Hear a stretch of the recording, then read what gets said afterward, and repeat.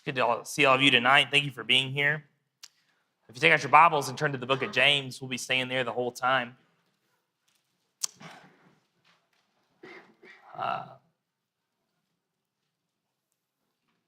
You've had a chance to look at the graphic up here. I think that's a pretty old image. It's been around for a while.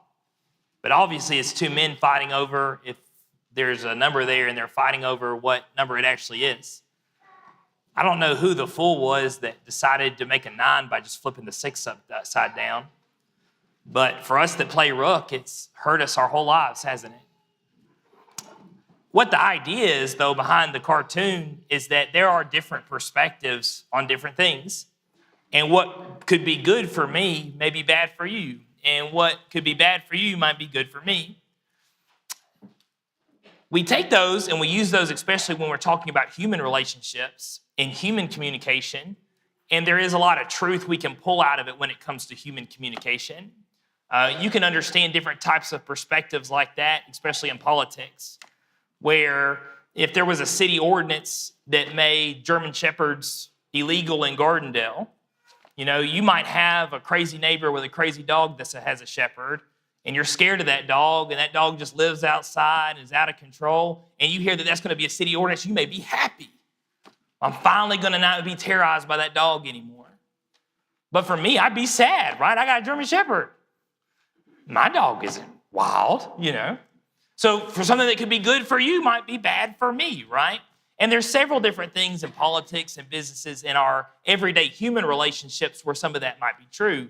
But again, with God, it doesn't really seem to work that way.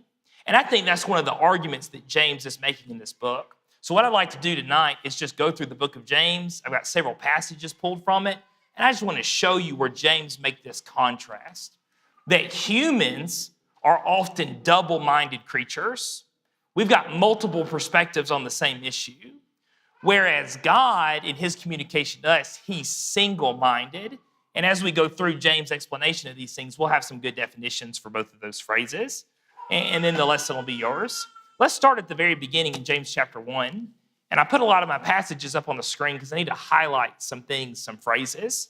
In James chapter 1, verse 5, James says, if any of you lacks wisdom, let him ask of God, who gives all liberally and without reproach, and it will be given to him. But let him ask in faith with no doubting, for he who doubts is like a wave of the sea driven and tossed by the wind. Thought is, if you need wisdom, well then ask God for wisdom, because he gives wisdom with liberality and without reproach. But when you ask, don't ask with doubting. Don't ask like there's going to be some ulterior motives behind this. Don't ask like, well, maybe you're real, maybe you're not. No, he says ask and mean to ask when you ask. Because if you have some type of ulterior motive, well, then you're verse 7. For let not that man suppose that he will receive anything from the Lord. He is a double-minded man, unstable in his ways. What's the concept that he's saying? That the double-minded man is trying to work two things at once, right? He's got two motivations, whereas God has a single motivation. And I think I see that and try to highlight in these things. God, when he gives to all without reproach, with liberality, right? He gives you all that you need. But the double-minded man, he's unstable in all of his ways, right? And I think right there, James, at the very get-go, shows us one of his themes, which that there's a difference between the way God communicates to us and the way we communicate with each other, and sometimes often how we try to communicate with God, like this double-minded man who's unstable in all his ways. You don't have to go very far to see the next example in James 1, verse 13. James says, let no one say when he's tempted, I am tempted by God. For God cannot be tempted by evil, nor does he himself tempt anyone. For each one is tempted when he is drawn away by his own desires and enticed. Then when desire is conceived, it gives birth to sin, and sin, when it's full grown, brings forth death. So not very much further later, he says, now look, don't you be saying I'm tempted by God. Don't be saying that God did these bad things to me and has caused me to leave him. He says, no, you're to blame when you're tempted, because you follow those temptations based off your own desires, and those desires, when they're full grown, they lead to sin, and sin full grown leads to death. That's your own fault, right? And then he continues it in verse 16. Do not be deceived, my beloved brethren. Every good gift and every perfect gift is from above and comes down from the Father in lights, with whom there is no variation or shadow of turning. What's going to be my blue and what's going to be my red here? Well, you see where my red is. My red's verse 14. Here's a man who says, I have a relationship with God. But at the same time, he's being led away willfully after his own desires, which leads to sin, right? And then he turns around and he blames it on God. So what is he? He's double-minded, isn't he? Right? He says, don't be deceived. Why? Because verse 17, look at God. Every perfect gift from God is above, from the Father of lights. And that last phrase is very important. With whom there is no variation, right? There's no shadow of turning. Meaning when God says something, he doesn't change his mind about it later. When God tells you, this is what I need you to do, you're not going to hear from him 10 minutes later and say, well, never mind, forget all that, right? God is consistent 100% of the time. There is no variation, no shadow of turning. That's the single-minded God that we have. The way I've also thought about this was like in terms of arrows, right? When I'm double-minded, I'm trying to put myself in two directions at once. I've got two motivations at once. I've got two objectives at once, and they contradict each other. And that's a lot of our human interactions. You know, we deal with things like that, right? But God is the other way. He's only works in one direction, and it's from above. And it's simple and it's straightforward, right? Dad was teaching James at Prattmont, and he asked me if he could study it with me online or on the phone and go over James together because he was trying to get ready for this class. And I was like, well, funny enough, we're going to do James here soon. I know the large auditorium is going to do James next quarter, and the small auditorium is going to do James at the end of the year, Lord willing. So I was like, oh, well, I'm studying James. Yeah, we'll study James together, and we'll find some stuff out here. I'm about to make a confession, but I think I have enough street credit that I can get away with it. I'm a ham radio operator, and Dad's a ham radio operator. And sometimes we use ham radio terminology to understand the Lord. But if it works, it works. And let me explain to you why I think this works. Dad kept on using the word duplex and simplex. And if y'all have worked with electricity, you worked with radio waves, you've worked with cable, you understand these things. I'm going to give a more broad explanation in just a moment. Bear with me. But y'all that understand these words, you know what the word duplex means. Duplex means that there's two signals that are traveling along the same frequency or the same cable, right? And they can go both directions. And that's why you have a duplex system. It's the purpose. So you can move in both directions. But simplex, can you guess what simplex means? It moves in one direction, right? The system only allows the signal to only move in one direction. So as me and Dad studied through James together, we didn't do Hebrews, we did James. Every time we got to one of these paragraphs, Dad would say duplex. Well, that's duplex. And then we go to the next little verse and I go, well, that's simplex, right? And we understood what we meant with each other. We decided, though, and as we move forward, we started using these terms instead. And these terms, I think everyone understands. We started using the words duplicity and simplicity. Duplicity in our English language means deception, right? That I'm telling you one thing, but I'm going to do another. I'm telling you I'm going to do this, but my intentions are really actually to do this. And if you notice through James, and we're going to see some more, he starts a lot of his paragraphs with this phrase. Do not be deceived, right? Because of this duplicity, this deception, two directions, right? But in reverse, the opposite of that is simplicity. And when we say simple-minded, usually we're talking about somebody that's not smart, or this isn't smart as simple-minded. But simplicity here, or simple here, is not smart. It's not like, oh, it's easy. What we're saying here is it's one. There's singleness to it. It's straightforward. It's clear. That's simplicity in this sense, compared to duplicity. And so we'll use those words as we continue to move forward. Duplicity, especially in terms of deception, is really dangerous. And you can find some quick human examples where it makes this very dangerous to do one thing, but especially try to do something else, trying to rig the system to be deceptive and work something different.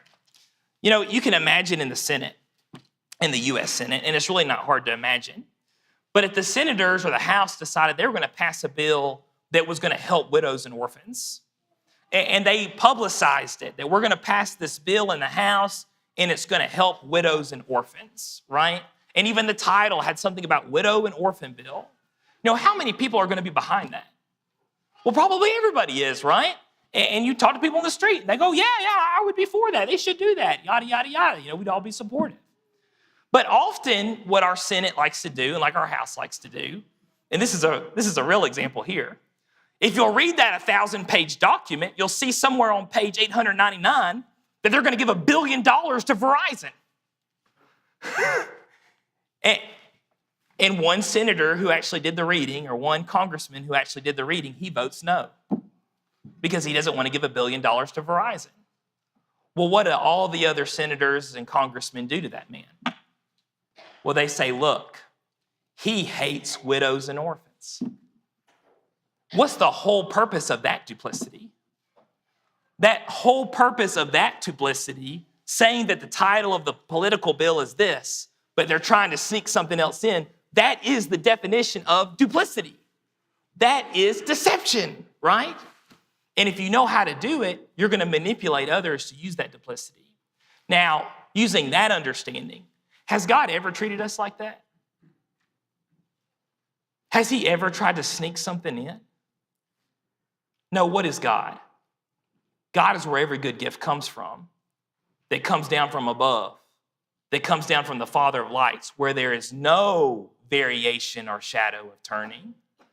God's law is what you see is what you get, right? That's simplicity. And that's what James is showing, I think, really so beautifully in this book. Let's look at the end of James chapter 1. Verse 22, but be doers of the word and not hearers only, deceiving yourself, right? For if anyone is a hearer of the word and not a doer, he is like a man observing his natural face in the mirror. For he observes himself, goes away, and immediately forgets what kind of man he was. But he who looks into the perfect law of liberty and continues in it is not a forgetful hearer, but a doer of the work. This one will be blessed in what he does. And there's my red and my blue. You've got a duplicity here who's a doer, who's not a doer of the word, but he's a hearer only, right? This guy listens to the word of God, but he doesn't do any of it. He lives in duplicity. And what does that equal? That equals deceiving yourself, right? He's deceived himself. But here's the simplicity. But he who looks into the perfect law of liberty and continues in it has the straightforward advantages of the gospel. Well, it's for your own credit, right? If we moved into chapter 2, we'd also know our famous passages about the way you treat a man that comes into the assembly, whether he be poor or rich. And we all know the end of James chapter 2, which is when he boldly says, faith without works is dead. Well, even the concept of faith without works is dead. What is that if you're trying to claim that you have faith, but you have no works to prove it? That's duplicity. That's not the simplicity that we learned from the Father that came from above, right? So again, that's the issue. As we leave chapter 1, though, let me make this one more last point. If you live in duplicity and you hear God's word, but you never do it, or if you claim that you have faith, but you never prove it with any works, who are the person that you're tricking the most? James says, it's yourself. You've made a fool of you because you're saying one thing, but you're not getting any advantages of actually doing what you claim to be doing. And so the person that gets hurt the worst in duplicity is yourself. And that's really sad, isn't it? That's terrible. That's tragic. And so James is warning us, don't live in duplicity. Live in simplicity, like we've learned from God, to those who hear the law of liberty and just simply continue in it. Let's look at James chapter 3, where we get even more straightforward. James chapter 3, verse 9. He's talking about the mouth. He says, with it we bless our God and Father, and with it we curse men who have been made in the similitude of God. Out of the same mouth proceed blessing and cursing. My brethren, these things ought not to be so. And then he gives an analogy, verse 11. Does a spring send forth fresh water and bitter from the same openings? Can a fig tree, my brethren, bear olives, or a grapevine bear figs? Thus no spring yields both salt water and fresh. What's going to be my blue and red here? And it's only going to be one verse, both of them. For me, it's going to be verse 10. The duplicity is the first half of verse 10. He said, y'all have a mouth, and out of that same mouth proceed blessing and cursing, right? And you back up the previous verse, he says, with one mouth you bless God, and with the same mouth you go and you curse men that have been made in the image of God. That's duplicity, isn't it? Many of us here had parents that did not steer us in the way of the Lord. And that's something that we've dealt with and we've overcome and we've had to figure out as we go. We're all born in these different situations. We deal with the cards we've been given, right? For y'all that had those experiences, was it difficult when you had fathers that would go to church and they thank everybody for being there and they shake hands with people and they encourage people? Maybe they come up and they lead a prayer or they give a little talk and they say some wonderful things about God. And then on Monday night while they're watching TV, they're cursing out the TV watching the football game. Some of y'all had dads like that. And I know because we that's the real world we live in. Was that difficult? I imagine that it was. Why? Because this is the guy who's supposed to be teaching you the most, right? And your teacher is the one who's demonstrating duplicity. And duplicity is evil and confusing. And especially for a child, right? What am I supposed to do? How am I supposed to live? I have no idea.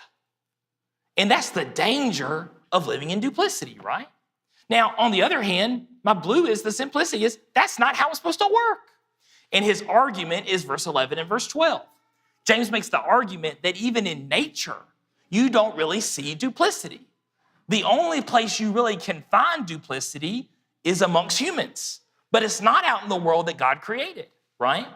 If you get a cup and you go out to the ocean and you start dipping that cup in and tasting the water, are you ever going to get a fresh cup of water?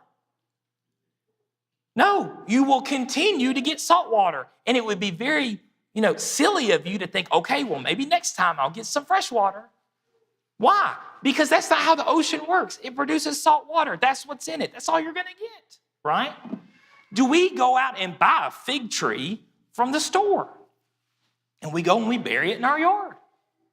In about 3 years or so, when that thing starts bearing fruit, are any of us going to look at that fig tree and go, you know what? I know this is a fig tree, but I just really hope we get a few olives out of it too. And maybe if we're lucky, we might get a couple of grapes. If y'all said that to y'all's wives, they would go back inside and call the doctor and be like, I've broken him. I pushed him too far. He's gone. There would be a lot of concern about your mental health if you said something like that. Why? Because duplicity doesn't exist in nature, at least the one that God created. And so why in the world would it exist in us? It's not supposed to exist in us. These things ought not to be so, right? Let's continue to move into chapter 4. We're going to go back to chapter 3, the very end, when we get to the end of this sermon. Chapter 4, James says, where do wars and fights come from among you? Do they not come from your desires for pleasure that war in your members? You lust and you do not have. You murder and covet and cannot obtain. You fight and war, yet you do not have because you do not ask. You ask and you do not receive because you ask amiss, that you may spend it on your pleasures. He's telling the brethren, right, that you are fighting and you are warring amongst yourselves. And the reason why you're fighting and you're warring amongst yourselves is because you want things in this life. And instead of going to God and asking for it, and I think that's a reference to chapter 1, you ask with these terrible intentions. You ask that you may spend it on your pleasures. And then he goes on and he continues to explain that. Adulterers and adulteresses. Do you not know that friendship with the world is enmity with God? Moreover, therefore, wants to be a friend of the world makes himself an enemy of God. Or do you think that the scripture says in vain, the spirit who dwells in us yearns jealously? The concept here is that people that live in duplicity and the people that try to cheat the system and take advantage and get more out of this life and get more out of God at the same time, he's making the point that they're miserable. It's not a good way to live. You're constantly having to war and to fight to keep the things that you have. And forget about going to God in prayer about it and finding that peace. Because one, you're not even going to consider going to God in prayer. And two, he wouldn't listen to you because of the attitudes that you have. And duplicity, again, is a terrible place to live in. When we get into verse 4, I think we get to see our contrast. He calls these Christians adulterers and adulteresses. Don't you know that you cannot be friends with the world and friends with God at the same time? Because the world is God's enemy.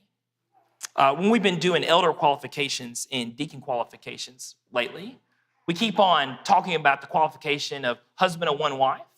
And what me and Jason both said is he's a one-woman man. That's what the concept is.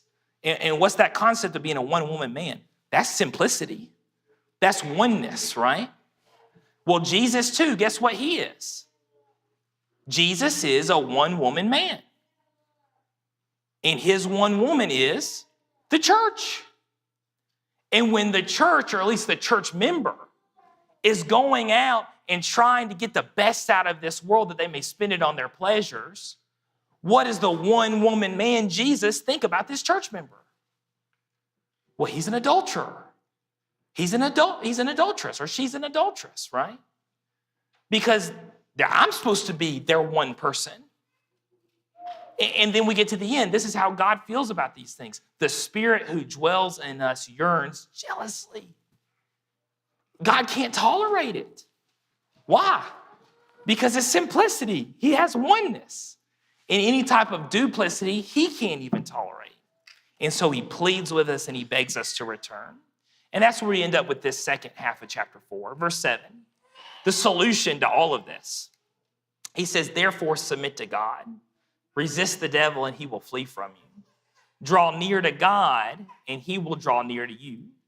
Cleanse your hands, you sinners, and purify your hearts, you double-minded. And there's our double-minded word again.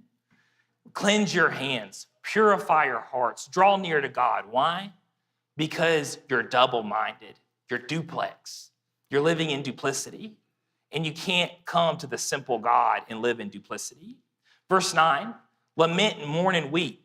Let your laughter be turned into mourning and your joy to gloom. Humble yourself in the sight of the Lord and he will lift you up. And again, I think the final key to all of these things, at the end of the day, is humility. When I read God's word and I can't just accept it for what it simply says, and I feel like I need to argue it, and I need to argue around it, and I need to try to find loopholes, and I'm going to figure this out, and I'm going to go find a teacher that'll teach me how to get out of this. None of that is humbling yourself in the sight of the Lord, is it? What does the humble man or the humble woman do in the sight of the Lord? They read it and they say, okay, well, that's what it says. That's what I'm going to do. That's the person who can humble themselves in the sight of the Lord.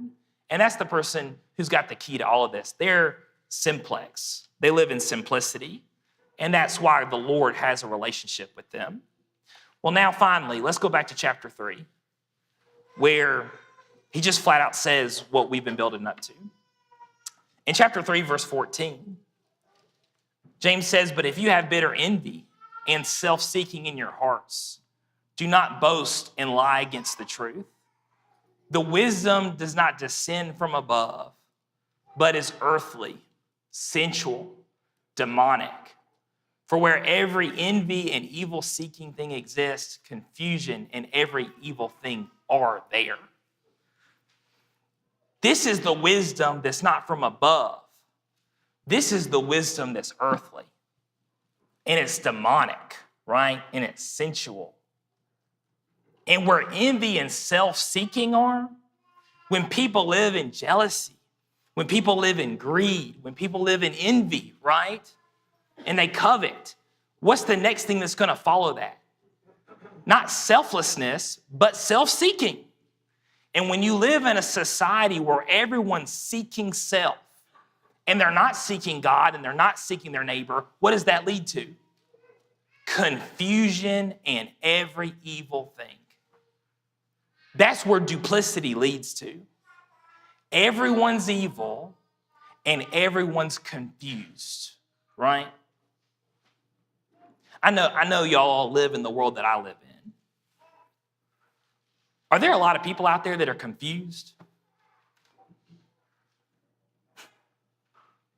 Everyone's confused. We live in a world where people don't even know what sex they are. And to actually try to be sympathetic, I don't think that's all entirely their fault. When you live in a world where they preach you that day in and day night, and you're a young child growing up in that environment, I can perfectly understand why you'd be confused. And when we live in a society where nobody can really figure out anything anymore, and everything's achieved by self-seeking and by deception, that's where confusion and every evil thing are. And that's the wisdom that's from the below. In contrast, he says, verse 17, it doesn't have to be that way. But the wisdom from above is first pure, then peaceable, gentle, willing to yield. And I take that as willing to yield to the Lord, that humility. Full of mercy, right? Good fruits, without partiality and without hypocrisy, no variation or shadow of turning. Now the fruit of righteousness is sown in peace by those who make peace. Well, how does the wisdom from above work? Here's our graphic that we started with from the beginning. One person's like, this is a 6. Well, this person's like, it's a 9. And they're probably arguing about it, right? And with our earthly relationships, there are going to be some real scenarios where we're going to argue about what's our particular perspective on that. But with God, who's not from the earth, but God who's from above, what perspective do we all share? With God, we don't have a perspective that's left or right. We have a perspective that is from above, right? That God is above, and our perspective is from below. And so it's 9. And I don't care about the number. But from the perspective that God gives us, right? From us below and him above, there's only one perspective. It's what he said. And I've got the same Bible that you've got. And if we can be humble about that, we're not going to fight or war among ourselves, are we? No, instead, we're going to say, this is it. We desire to draw near to him, and this is what it takes. And that's a such more simple and better system to be a part of. Now, before we go into kind of contradicting ourselves, let me quickly clarify. I said our perspective is the same towards God, or our attitude is the same towards God. But I don't necessarily mean in terms of application for every single thing. We all know the story of James 2, that he poses a situation of a poor man and a rich man coming into your assembly, and you honor the rich man. You say, come sit by me, but you tell the poor man, just go sit over there. I don't care, or stand over there, right? We all know that story. We all know James' point, that God doesn't have partiality, and neither should we, right? In different places throughout the world where Christians teach James 2, do they all make the same application? If I preach James 2 tonight and I use James 2 as my argument, what would the application be that I would probably say out of my mouth? I would probably end up talking about racism, because that's the world that we live in. And we have real world scenarios about that, right? We know people that have experienced these things if we haven't experienced ourselves. And I would go to racism, and that's how I would apply James chapter 2. Now, there's Christians in India that are reading the same Bible. When a brother in India is preaching James 2, the same James 2 that we have, well, how is he probably going to apply it? Well, he's probably going to go and preach about their caste system, right? And talk about how, look, just because you were born to a certain family doesn't mean that you're of a lower quality person. That's what James 2 teaches us. Well, those are two brothers with the same God, with the same passage, but we did make two different applications to it. And the reason why that is because even though God's message is the same, the culture can be wrong in different ways. The problem there is not the simplicity of God, it's the duplicity of our cultures. And our cultures are all broken in different ways. So the gospel is going to fix different things, isn't it? So that's not a contradiction to what we're talking about. That's just the incredible way that the simplicity of God can teach many, many different things. Many, many places where humans everywhere need to make repentance and correct ourselves. So let's go full circle. James chapter 1, verse 5, where we begin this whole discussion. James says, if any of you lacks wisdom, let him ask of God, who gives to all liberally and without reproach, and it will be given to him. But let him ask in faith with no doubting, for he who doubts is like a wave of the sea driven and tossed by the wind. For let not that man suppose that he will receive anything from the Lord. He is a double-minded man, unstable in all his ways. That wisdom from below, not that wisdom from above. We started here and we started this theme of duplicity and simplicity. That word liberally right there, I have bold. That's the only time that Greek word is used in the New Testament. And Dad found this. I didn't find this. I can't take credit for it. But apparently, amongst English translators, that word was debated on what word they were going to use there.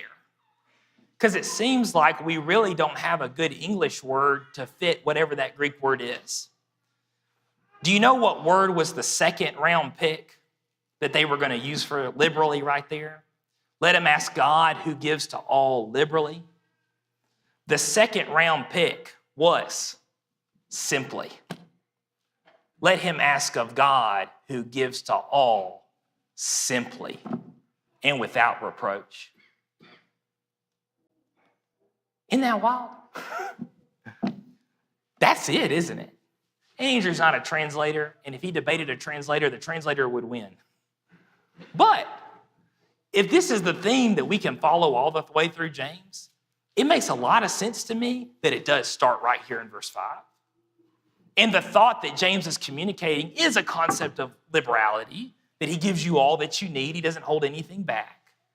But also this concept that when God gives wisdom, he gives it simply. But when man tries to come up with wisdom, he's double-minded. And that's a theme you can track all the way through James. What I appreciate about this concept with God is, and something we say a lot from up here, is that God is not trying to trick you. God is not trying to confuse you. God is not trying to make this hard. God wants you to get it. He's on your team. And he's done everything in his power so you can get it, right?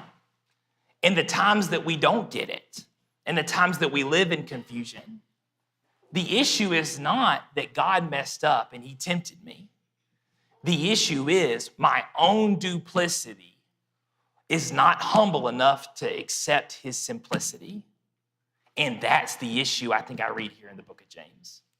So Lord willing, when we get there in our studies, maybe this will be helpful for us as we go through that Bible class. And whoever's the first person to say the word duplex in a Bible comment gets $5. If there's anyone here that needs to respond to the simple gospel, I hope I've conveyed tonight that God is on your side.